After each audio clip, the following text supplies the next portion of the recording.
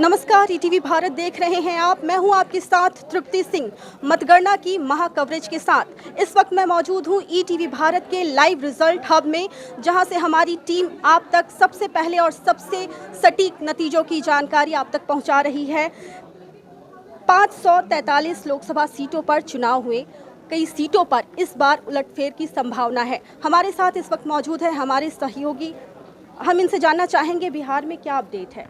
देखिए, फिलहाल जो तस्वीर 40 सीटों पे बिहार की वो सामने आ रही है, थोड़ा सा डाइसी लग रहा है, क्योंकि जो बार बार कहा जा रहा था कि 12 सीटें 15 सीटें वो इंडिया के खाते में जाएंगी, वहाँ पे अभी कुछ सीटों के बारे में आपको बताना चाह रहा हूँ। बेगूसराय सीट, वहाँ पे पीछे चल रहे हैं गिरिराज सिंह, मंत्री भी रह चुके हैं, और इस बार लेफ्ट कैंडिडेट से वो पीछे, क्योंकि लेफ्ट का गढ़ रहा है। उन्हें उम्मीद थी, पिछले बार जिस तरीके से कन्हैया वहाँ से खड़ा थे, इस बार कन्हैया शिफ्ट हो गए दिल्ली, लेकिन अभी वहाँ से वो गिरिराज सिंह पीछे चल रहे हैं। उसके बाद फिर जब लालू की दोनों बेटियां अपनी अपनी सीट से, चाहे वो पाटलिपुत्रा सीट हो चाहे वो सारण सीट हो, वहां से लीड कर रही हैं। मीशा भारती 40,000 वोटों से आगे चल रही हैं तृप्ति। और दूसरा सारण सीट, वहां टफ फाइट है, वहां पे नेट टू नेट फाइट चल रहा है। आपने देखा किस तरीके से वहाँ पे कैंपेन हुआ। लालू लगातार वहाँ पे रहे और वो 1000 से 2000 वोट लगातार आगे पीछे ट्रेल हो रहे हैं। राजीव प्रताप रूडी अभी वहाँ से पीछे चल रहे हैं,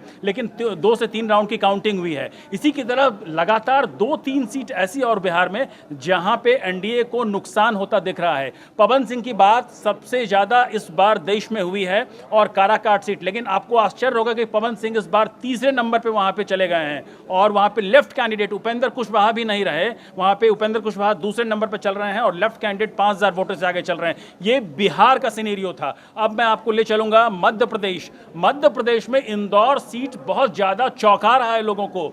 नोटा कम से कम 64,000 वहां पे नोटा आ गया है। और दूसरी तरफ जो लगातार हमारे पास जो आंकड़े आ रहे हैं, उन आंकड़ों को देखेंगे तो आपको छिंदवाड़ा सीट, वहां पे बहुत ज्यादा अंतर हो गया है।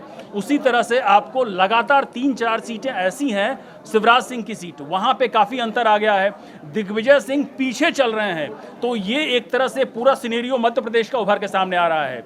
अब मैं आपको ले चलूंगा महाराष्ट्र में लगातार हमें देख रहे हैं। अमरावती सीट बहुत ही इंपॉर्टेंट है, क्योंकि यहां से नवनीत राणा है। नवनीत राणा लगातार, कभी वो फर्स्ट राउंड में वो लीड कर रही थी, अभी वो पीछे हो गई हैं, और उम्मीद की जा रही है कि आगे जो और वक्त से खुलेंगे, ईवीएम खुलेगा, वहां पे वो लीड करें, लेकिन अभी इंतजार करना पड़ेगा हमें। तो ये 3 राज्यों का मैंने आपको लबल-लुआब बताया, लेकिन अभी जो है दूसरा राउंड कहीं चल रहा है, तीसरा राउंड चल रहा है, और अभी ईवीएम खुलेंगे तो नतीजे अभी बहुत बदलेंगे।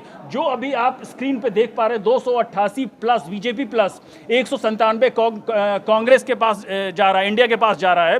तो ये ईटीवी भारत के सबसे सटीक नतीजे दर्शकों को हम रट सेंटर से पहुंचा रहे हैं, और लगातार आप हमारे साथ बने रहिए, और लगातार हम आपको जो भी इसके बाद अपडेट्स होंगे, वो पल पल का अपडेट्स हम आपको पहुंचाएंगे।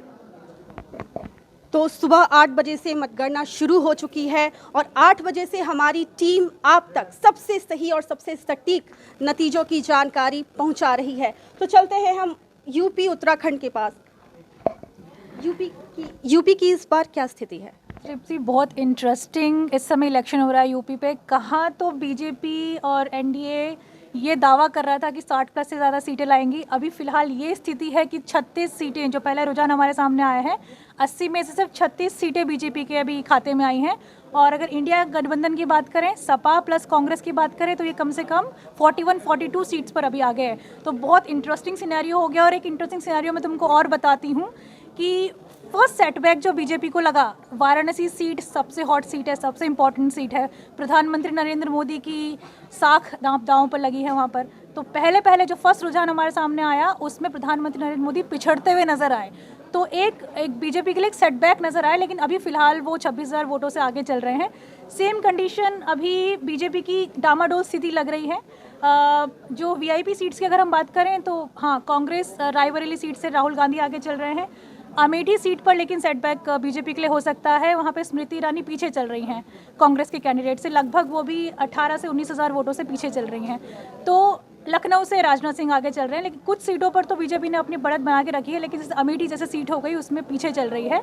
और ऐसे ही सपा और जो इंडिया गठबंधन है, कांग्रेस है, वो अपने में बढ़त बनाए चल रहा है। तो जितना भी ये बातें चल रही थी कि 60 जीत लेगी, 65 जीत लेगी, अभी ऐसा कुछ भी नज़र नहीं आ रहा है। फिलहाल वो डामाडोल स्थिति बीजेपी की नज़र आ रही है। ये अभी स्थिति है यूपी की। ये कुछ शुरुआती रुझान हैं जो अभी चेंज होंगे। उत्तराखंड की अगर बात करें तो उत्तराखंड में स्थिति जैसे कि हमने पहले ही प्रेडिक्ट किया था, 5 सीटों पर बीजेपी की बढ़त है, अच्छी खासी बढ़त है 5 सीटों पर। लेकिन एक सीट जो टिहरी सीट की हम बात करें, पिछले 3 बार के अपने टर्म्स में जो माला राज्य लक्ष्मी शाह टिहरी सीट से जीतती आ रही हैं, वो तो अभी लीडिंग पर हैं, लेकिन उनको जो टक्कर दे रहे हैं वो निर्दलीय उम्मीदवार हैं, बॉबी पंवार, वो उनको टक्कर दे रहे हैं।